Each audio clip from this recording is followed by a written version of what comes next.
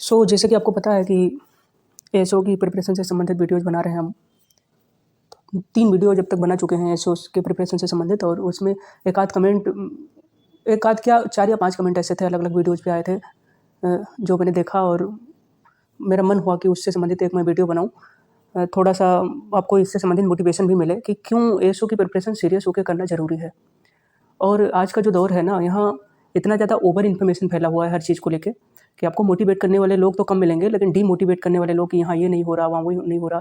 जिन लोगों को थोड़ा एजुकेशनल इन्फॉर्मेशन फैलानी थी स्टूडेंट के लिए कि वो थोड़ा मोटिवेट कर सकें, उन्हें तैयारी के लिए प्रेरित कर सकें, वो स्टूडेंट को एकदम पॉलिटिशियन बनाने में लगे हुए हैं कि वहाँ जाइए, ये कीजिए, वो कीजिए। ओवर इन्फॉर्मेशन फैला के मतलब ऐसे-ऐसे वीडियोज़ बन रहे हैं टारगेट पे भला कि कौन-कौन ऐसे बना रहे हैं कि आप जानिए कि मतलब बहुत ओवर इन्फॉर्मेशन भी जो होता है ना, वो मेंटली किल कर देता है व्यक्ति को कि जो आपका काम है, आपको तैयारी करनी है, मेहनत करनी है, पढ़ाई करनी है, पर इतना ज़्यादा नेगेटिविटी फैला देंगे कि अब तो कोई एग्ज़ाम होगा ही नहीं है, कोई कुछ होगा ही नहीं।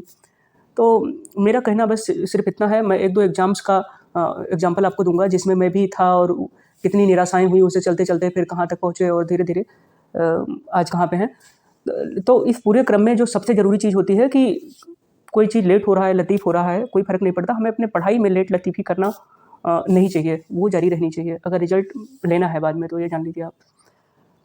आजकल ये है कि अनगिनत ऐसे यूट्यूब चैनल्स हैं, कुछ पॉजिटिव हैं तो मैं तो उनको बिल्कुल कहूँगा कि बहुत अच्छी बात है, वो थोड़ा पॉजिटिविटी फैला रहे हैं स्टूडेंट के बीच में। लेकिन ज़्यादातर आप देखें तो इतनी नेगेटिविटी कि अब कोई एग्ज़ाम ही नहीं होगा, अभी वैकेंसी नहीं आएगी, अब यहाँ वो होगा, वहाँ वो होगा, और अब ये चुनाव बाद ये हो जाएगा, वो हो जाएगा।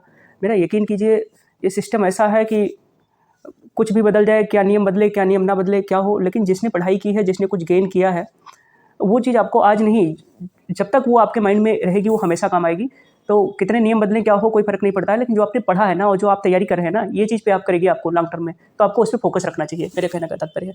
अब आज इस वीडियो में मेरी चर्चा का जो विषय था वो यही था। ये इतना जो मैंने आपको राम कहानी सुनाई है या जो भी आप कह लें, आपको अगर ये पसंद आए तो स्किप करके आप आगे देख सकते हैं, लेकिन ये कहने की वजह खाली ये रही, 2-3 कमेंट ऐसे थे जिसे मुझे डिलीट करना पड़ा। उन्होंने कहा था कि अरे आप कुछ भी वीडियो बना दे रहे हैं, क्या फ़ायदा जब एग्ज़ाम की डेट ही नहीं आनी है, ये नहीं होनी है, वो नहीं होनी है, तो इसकी तैयारी करके क्या फ़ायदा। तो अगर आपका भी यही मन हो कि तैयारी करके क्या फ़ायदा, तो मत कीजिए भाई। लेकिन ये तो सोच लीजिए ना कि आप स्टूडेंट हैं, इतना सारा समय आपने इसमें ज़ाया किया, तो और ऑप्शन क्या है? ऑप्शन क्या है और? एक वो मूवी आई थी ना संजय मिश्रा वाली कि तो वो उसमें ऐसे एक डायलॉग था, वो मैं मूवी का नाम भूल गया कि तो वैसे स्टूडेंट के सामने ही है कि मेहनत करके तैयारी करने के अलावा ऑप्शन क्या है भाई? या तो आपके पास अगर वैसे ही पहले इतना पैसा होता है, इतनी सारी चीज़ें रिसोर्सेज होते, तो आप ये तैयारी और इन चक्करों में पड़ते ही ना। तो जब आ गए हैं मैदान के अंदर, तो आपका मेन उद्देश्य होना चाहिए कि मेहनत करके पढ़ें और अल्टीमेटली तो हम गोल तक अपने पहुँचे। इस फालतू के पॉलिटिक्स में और इन सब चीज़ों में ना पड़ें जो आपको पढ़ाई से भ्रमित कर रही हैं। और एग्ज़ाम्स में आपको बताता हूँ, सारे एग्ज़ाम्स होंगे और थोड़ा देर हो रहा है लेकिन होंगे। और जब पता चले कि एसओ के एग्ज़ाम का एग्जाम्पल आप ले लो, एक ही एग्ज़ाम होना है 120 नंबर का, पता चले 20 दिन पहले आपके पास नोटिस दे दिया कि अब एग्ज़ाम फला 20 तारीख को है, और एग्ज़ाम तो हो ही जाना है। 10,000 11,000 टोटल एप्लीकेंट हैं। 2 जगह सेंटर बना दें, लखनऊ और प्रयागराज, एग्ज़ाम ले लें, कोई दिक्कत ही नहीं है। 10,000 बच्चों का मतलब क्या हुआ? कुछ नहीं हुआ।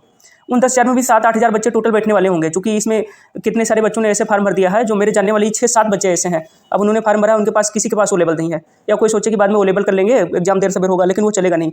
7-8 हज़ार 9 हज़ार मुश्किल से बच्चे बैठे हैं एग्ज़ाम में। 2 जगह सेंटर बना दें, 3-4 दिन के पहले पूरा सेटअप तैयार करके पेपर ले सकते हैं, या कोई दिक्कत। लेकिन सब्जेक्ट जो तैयार करने है उसका क्या? Techniques of statistical analysis. अगर कोई कॉमर्स का, इकोनॉमिक्स का बच्चा है, इवन मैथमेटिक्स पढ़ा हुआ ही बच्चा है, तो ये स्टेट्स वगैरह जो सब्जेक्ट हैं इतने सिंपल नहीं होते।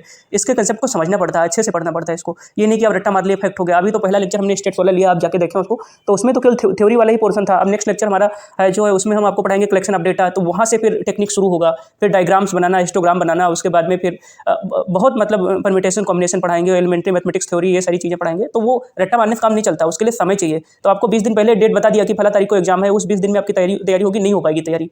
तो इसीलिए आज से ही आपको सीरियस होकर इसके लिए पढ़ना, धीरे धीरे पढ़ना शुरू कर देना है। आप जान लीजिए कि अप्रैल के लास्ट वीक या मई के पहले वीक में इसे हो जाना है, हर हाल में ये पेपर हो जाना है। ये सारी चीज़ें मैं इतना श्योर होकर बताने की वजह ये है, मेरे जो पड़ोसी हैं वो निदेशक अर्थ एवं संख्या विभाग या संख्या एवं अर्थ विभाग, इन्हीं दोनों में से एक नाम है, वो विभाग का नाम भूल जाता हूँ, और उनसे हर दूसरे तीसरे बात होती है मेरी। काम करते हैं एसओ के रूप में, सहायक सांख्यिकी के रूप में। उनका रुतबा मैं देखता हूँ एकदम मस्त है। काफ़ी दिन हो गए उनको लगे हुए, मतलब कई साल हो गए। यूपीपीएससी से एक्चुअली वो लगे थे, लेकिन एसओ वाला 4200 ग्रेड पे ही लगे थे वो। 8 या 9 साल हो गए उनको लगे हुए। लेकिन जो रुतबा है, प्रमोशन होने वाला है उनका, कि मस्त एकदम सुकून वाली लाइफ है, आनंद है। और एमएससीपी भी उनको मिल गया है, 10 साल हो गया है, तो अब वो 4600 ग्रेड पे में हो गए हैं। एमएससीपी क्या होता है इसके बारे में हमने पिछली वीडियो में अपने बताया ही था। कि अगर 10 साल तक आपका प्रमोशन नहीं होता तो आप ऑटोमेटिकली नेक्स्ट ग्रेड पे में आपका जैसे 4200 है तो आप 4600 में आप कर ही दिए जाते हैं पदोन्नत, चाहे पद का नाम बाद में आपको मिले लेकिन सैलरी उस हिसाब से आपको मिलनी शुरू हो जाती है। तो ये बड़ा फायदा होता है 4200 ग्रेड में भर्ती होने का कि आप अपने रिटायरमेंट तक 5400 ग्रेड पे मतलब गेजेटेड ऑफिसर तक हो ही जाएंगे। अगर कोई प्रमोशन ना होता रस्ट केस में तो भी हो जाएंगे वहाँ तक। तो एक्सपेक्टेड एग्जाम डेट जैसा कि आप देख रहे हैं इसमें अप्रैल के लास्ट वीक में या मई के फर्स्ट वीक में इसी 2022 में इसको हो जाना है। उसकी वजह क्या क्या है मैंने आपको बताई। एप्लीकेंट बिल्कुल कम है, 2 जगह एग्जाम सेंटर बना दें तो आराम से हो जाएगा। 120 नंबर का ही पेपर बनाना है, वो भी ऑब्जेक्टिव पेपर बनाना है, तो कोई बड़ा टफ टास्क नहीं है। अब एक एग्जाम्पल के थ्रू मैं आपको समझाता हूँ। मैंने ये अगर आपको केवल कहानियाँ लगे, केवल मोटिवेट करने के लिए मैंने ये वीडियो आपको बनाया, तो आप इसे 2x में करके देख सकते हैं कि मैंने मई 2018 में एक वैकेंसी आई थी, ग्राम विकास अधिकारी, ग्राम पंचायत अधिकारी और समाज कल्याण पर्यवेक्षक, ये वैकेंसी आई थी।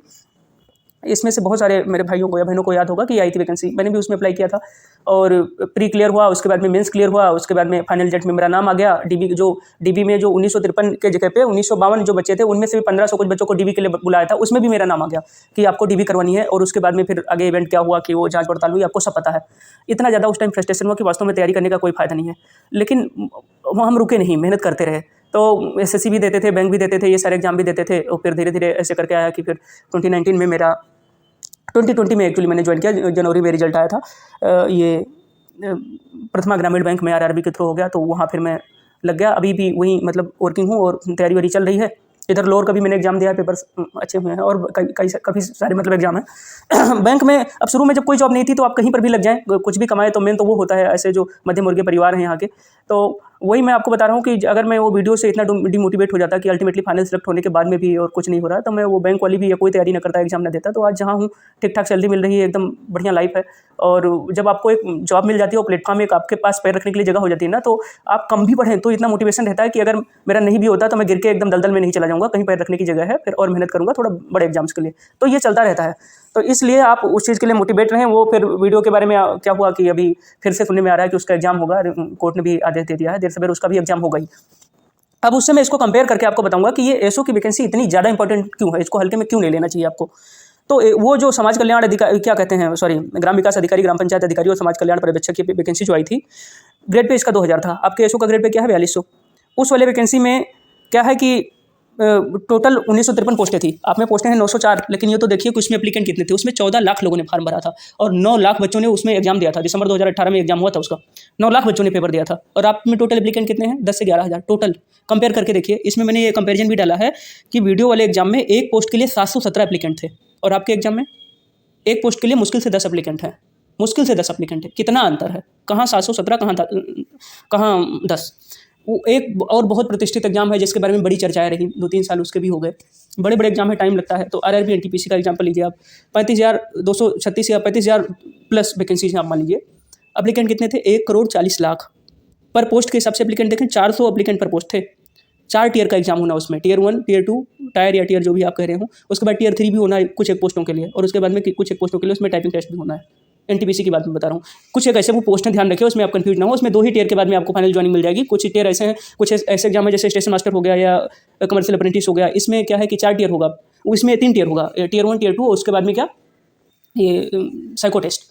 कुछ एक ऐसे हैं जिसमें 4 भी टियर होगा, 4 या 3 ही होगा, आई थिंक 3 या 4 टियर है, आप बस कंफ्यूज होने की जरूरत नहीं है। 3 मान लें, मैं 3 ही मान के चलता हूँ। तो एनटीपीसी में 3 टियर का एग्जाम हो रहा है और एनटीपीसी का जो हाईएस्ट ग्रेड पे का जॉब है ना, वो क्या है, 4200 ग्रेड पे का जॉब, और आपके एसओ का ग्रेड पे 4200 सेम ही है। इस एसओ को बनने के लिए आपको केवल एक पेपर देना है 120 मार्क का, और एनटीपीसी के लिए आपको 3 टियर का एग्जाम देना है, ध्यान रहे। और उसमें भी एप्लीकेंट का कितना अंतर है, वहाँ 400 पर्सन पर पोस्ट, यहाँ 10 पर्सन पर पोस्ट, कितना बड़ा अंतर है। और हाईएस्ट ग्रेड पे उसमें 2 ही पोस्टों का है, वो एक है स्टेशन मास्टर 4200, फिर senior commercial apprentice, sorry commercial apprentice जो है वो 4200। बाकी सारी पोस्टें जो है 2800 की हैं या 1900 की हैं या 2400 की हैं, ऐसे ग्रेड पे हैं बाकी पोस्टों के। तो ये सारा कंपैरिजन, ये सारा अंतर, और ये सारा इसलिए बता पा रहा हूँ, वो जो मेरे पड़ोस में रहने वाले हैं, मेरे सुपर सीनियर हैं एक्चुअली वो, तो निदेशक अर्थ एवं संख्या विभाग प्रभाग में या विभाग जो है उसमें वो कार्यरत हैं, सहायक सांख्यिकी अधिकारी के रूप में। वही बताते हैं कि एक बार आप यहाँ पे लग गए ना, तो कभी कभी ऐसा होता है समय कि हर मंथ के 3-4, जब मंथ एंड होता है तो उसमें 3-4 दिन वो सारा समरी रिपोर्ट जो ये सब बनानी होती है, तो उसमें थोड़ा वर्कलोड ज़्यादा होता है। बाकी ठीक है, ये नहीं कि दिन भर हालत ख़राब रहेगी। और अगर हेडक्वार्टर में लगते हैं तो 5 डे पर वीक काम रहेगा, फील्ड में है तो 6 डे पर वीक काम रहेगा। लेकिन ये नहीं है कि बिल्कुल पहाड़ उठाए आपको घूमना है, मस्त जॉब है, आपको बता रहे हैं उनके अनुसार।